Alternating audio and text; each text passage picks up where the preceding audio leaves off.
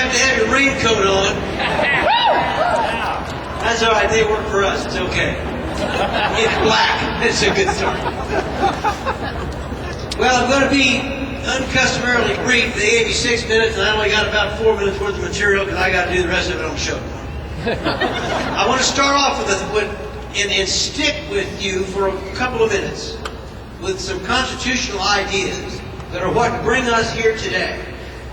And hopefully, see if we can't find our way to see through this mess and discover that some of the things that were given to us by our founding fathers are as vibrant and as strong and as powerful today as they were when they laid their lives down to make those things happen 2.5 centuries ago.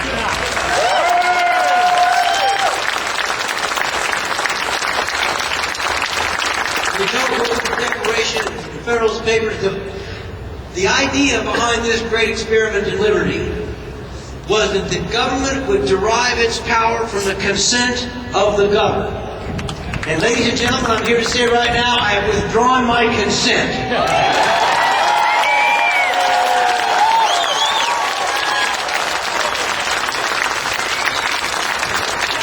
I've had a belly full of hope and change and whatever that stuff's supposed to mean. The only change is coming out of my pockets.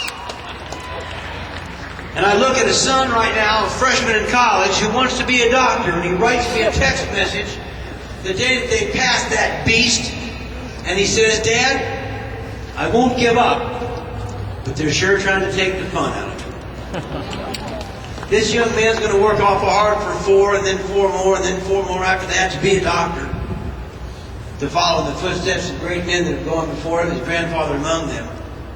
And what he's being told by his own government is he's just some guy that ought to punch the clock. That the relationship that he will forge with those who are sick and injured, those who are feeble and need his help, is meaningless to these people. That they will become numbers. And that Tom Daschle and people of his ilk will decide that we can't afford to take good care of people anymore. Again, I say, my consent has been revoked.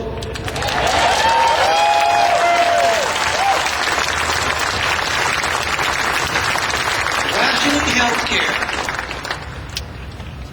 stripping us away from our doctor-patient relationships, and crushing this economy under a load of taxes like nothing we've ever seen before, is enough to make me say not just no, of which I am a part of the party, but hell no.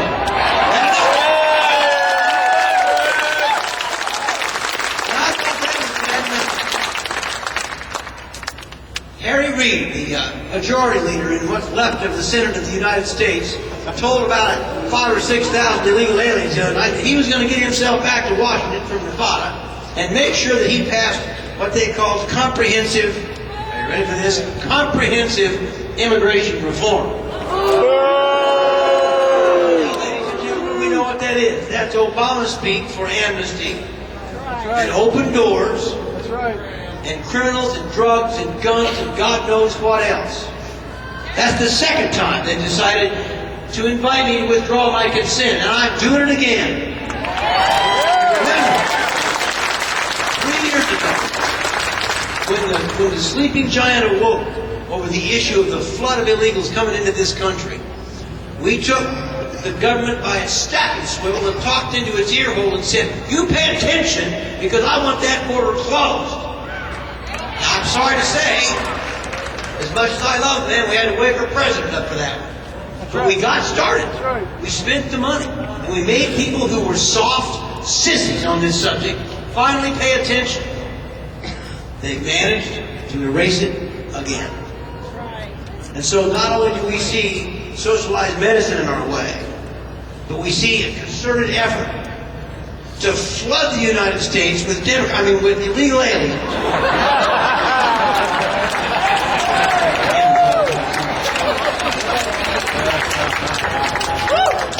You know, you get your card one day to go vote the next, but you tell me who they're voting for. That's right. Not only do we have those two things, but now, as Hoosiers, who put before the capitalist world a cradle from which to build an industrial giant on the basis of coal that beautiful black gold that we've got in the southern part of our state, cheap energy, and open arms from the best people any place on earth to work in their factories and build things for Ford and Chrysler and GM and Isuzu and Honda and all the rest of those people.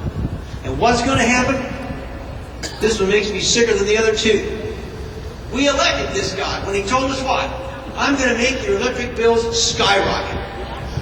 Ladies and gentlemen, I'm going to tell you my consent is finally withdrawn.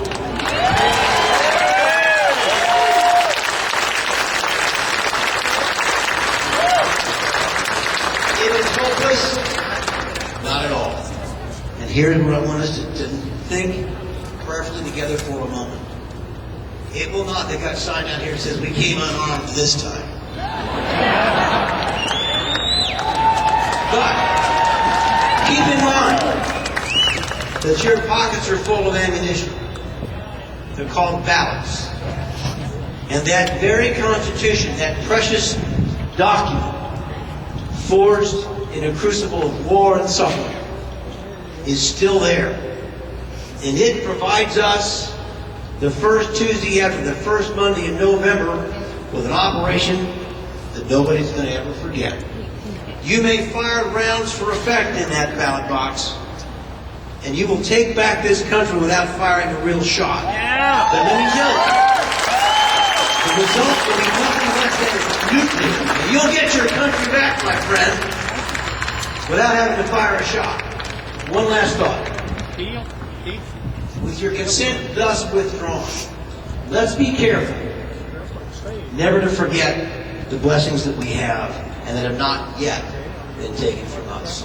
John Winter came across from England, 1620-something, I think, and wrote a sermon while he was coming over. And it was called the City on a Hill sermon, because he used quotations from the 5th chapter of Matthew, the end of the 5th chapter, the Beatitude chapter. The city set on the hill cannot be hid. Let your light so shine among men that they will see your good deeds and glorify your Father who is in heaven. The only thing more powerful, my friends, in the ballot box is the prayer closet.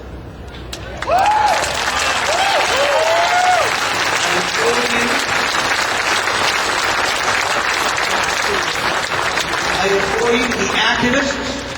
Spend your money, spend your energy, spend your time. Speak up, continue to stand straight, but never fail. A, to give God glory, and B, to bend the knee every night to thank Him for this wonderful experiment in liberty that cannot perish from this earth. God bless America. We'll see you.